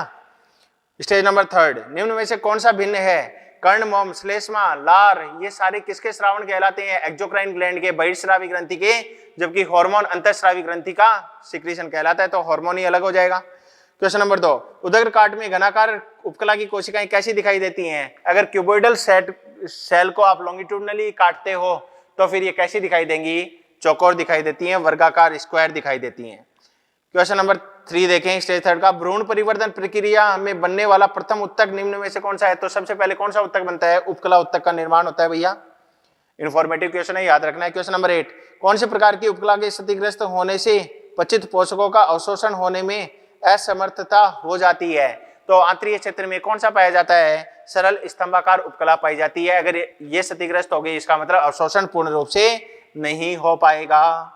Question number 16। समीपस्थ कोशिकाओं की कोशिका झिल्ली के अंतर्गुथी अंगुली नुमा प्रवर्ध क्या कहलाते हैं?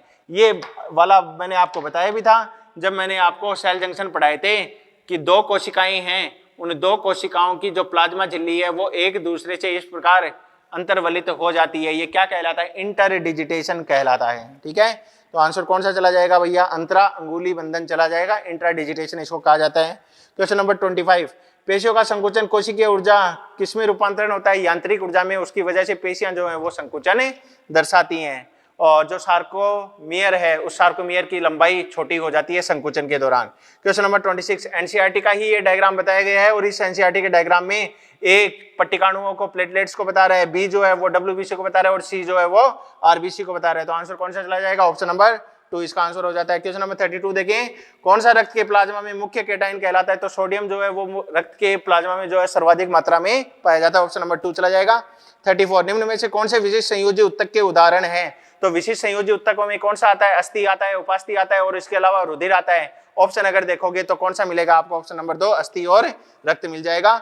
शुद्ध जमे हुए रक्त प्लाज्मा में कौन सी संरचना अनुपस्थित होती है, जो रुधिर स्कंदन करवाती है वो संरचना अगर अनुपस्थित होगी तभी तो अपन रुधिर का संग्रहण कर पाएंगे। तो जो ब्लड बैंक होते हैं उन ब्लड बैंकों में क्या किया जाता है, ब्लड क्लॉटिंग फैक्टर को निकाल दिया जाता है रुधिर में से, तो रुधिर का स्कंदन फिर नहीं हो पाएगा। ब्लड क्लॉटिंग फैक्टर इनमें से कौन सा है, ऑप्शन नंबर 4 हो जाएगा, प्लेटलेट्स कहलाता है भैया। डायपिडेसिस का अर्थ क्या है, डायपिडेसिस का मतलब है डब्ल्यूबीसी की ये क्षमता कहलाती है। डब्ल्यूबीसी जो होती है वो अपने आकार में परिवर्तन के फलस्वरूप जो कैपिलरीज होती है, केशिकाएं होती हैं, वहां से मुक्त होकर कहां चली जाती हैं, उत्तकों के अंतरकाशीय अवकाश में पहुंच जाती हैं। तो डब्ल्यूबीसी में आकार परिवर्तन के फलस्वरूप ये केशिकाओं से बाहर आने की ये प्रवृत्ति ही क्या कहलाती है, डायपिडेसिस कहलाती है। ऑप्शन नंबर 3 हो जाएगा। राइगर मोर्टिस क्या होता है, मृत्यु के बाद जो है वो पेशियों में लगातार ऐंठन आती है, ठीक है, और इस ऐंठन की वजह से जो है वो अपने अंग कैसे हो जाते हैं, कड़े हो जाते हैं, उनमें जो है वो किसी भी प्रकार की गति नहीं हो सकती है, अपन उन अंगों को मोड़ भी नहीं सकते हैं। तो ये लंबी अवस्था तक, लंबे समय तक ये संकुचन आ जाना, ये क्या कहलाता है, राइगर मोर्टिस के नाम से जाना जाता है। ऑप्शन नंबर 1 हो जाएगा। 51 वे अतिरिक्त पोषक तत्व जिनका उपयोग तुरंत नहीं होता शरीर में कहाँ संचित हो जाते हैं, तो वे पोषक पदार्थ जिनको तुरंत रूप से काम में नहीं लिया जाता है, वे पोषक पदार्थ जो है वसा के रूप में संचित हो जाते हैं, कहां पर है, एडिपोज कनेक्टिव टिश्यू में, वसा उत्तक में। ऑप्शन नंबर 2 हो जाएगा। 52 मानव शरीर का सर्वाधिक विशिष्ट उत्तक कौन सा कहलाता है, सर्वाधिक विशिष्ट उत्तक का तात्पर्य यहाँ पर हो गया कि सर्वाधिक फैला हुआ उत्तक कौन सा कहलाता है, तो तंत्रिका उत्तक वो है जो शरीर के संपूर्ण सतह में, संपूर्ण शरीर में जो है उसका फैलाव देखा जाता है। ऑप्शन नंबर 4 चला जाएगा आंसर इसका, ठीक है। और बाकी तो इजी क्वेश्चन है, हो जाएंगे। स्टेज 4 के प्रीवियस ईयर के क्वेश्चन जो है वो आपको यूट्यूब चैनल पर देखने ही है, ठीक है बच्चों। तो ये अपना जो है ये माइनर का सिलेबस भी आज कंप्लीट होता है, एडिशनल लेक्चर के रूप में आपको ये क्वेश्चन भी प्रोवाइड करवा दिए गए हैं, और एग्जाम नो डाउट अच्छा करना ही है आपको, बढ़िया करना है माइनर पेपर। मिलते हैं नेक्स्ट लेक्चर में, ओके, थैंक यू।